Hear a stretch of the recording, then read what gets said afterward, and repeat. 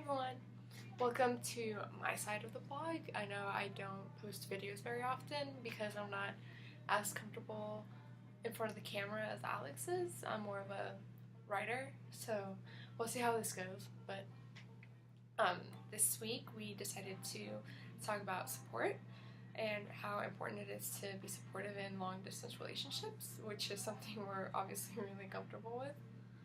So as of today, Alex and I have been dating for 2 years and 5 months, and the other day we were actually talking about how much we've been able to accomplish in those 2 years and 5 months. So he's lived in 4 cities, done 2 jobs, 3 internships or something like that, and I've done a few internships as well. Worked with orientation and stuff like that. And we were thinking, 2 years and 5 months really isn't that long of a time, but we've been able to kind of stay independent, follow our own endeavors while still keeping a really healthy relationship, which I think is really great. He always kind of tries to keep me in perspective. Whenever I feel like I'm not doing enough, he does remind me of everything I've been able to do in the past few years, and I do the same as well. He doesn't really do a good job of showing his stress. He's really kind of always got a positive attitude and, kind of keeps everything really cool, but I can kind of tell when he needs a little support every now and then. So I try to, talk to him, tell him how great of a job he's doing, because other people in his age probably haven't even done half the things he's done, and try to tackle as many projects as he does. So I try to stay as supportive as I can with that. Support in a long distance relationship is different than support in a relationship where people are living in the same city, because you're not receiving that constant validation or support directly from the sidelines. You kind of have to figure out ways to support each other from however many miles away you are.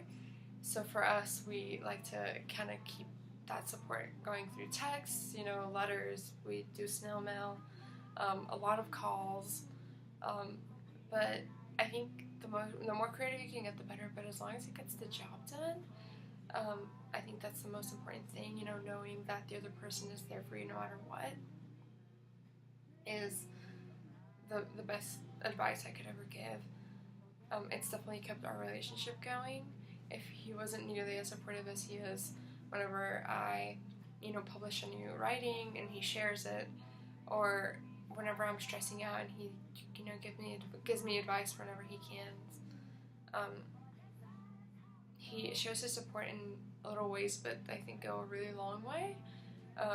From a retweet to a call, it makes a world of a difference than not receiving anything, I think that's a problem a lot of long-distance relationships have, is that it's hard to kind of keep up with what the other person is doing if you're not constantly hearing about it. So we try to kind of keep each other in the loop, see how each other's days are going, what we're working on. That way we kind of check up on each other throughout the whole process. I can't thank Alex enough for all the support he gives me, and I probably should do a better job of supporting him, or I'm sure he'll say it's fine, but I'm always kind of looking for different ways to show how much I support him and how I don't want our relationship to get in the way of his endeavors. I encouraged him to kind of go out in LA and do his own thing, because my biggest fear in a relationship is holding him back. I never want to do that with him at all.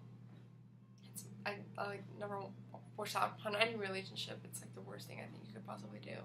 So I think we've done a good job of balancing that, but as well as, doing a good job of being with each other. So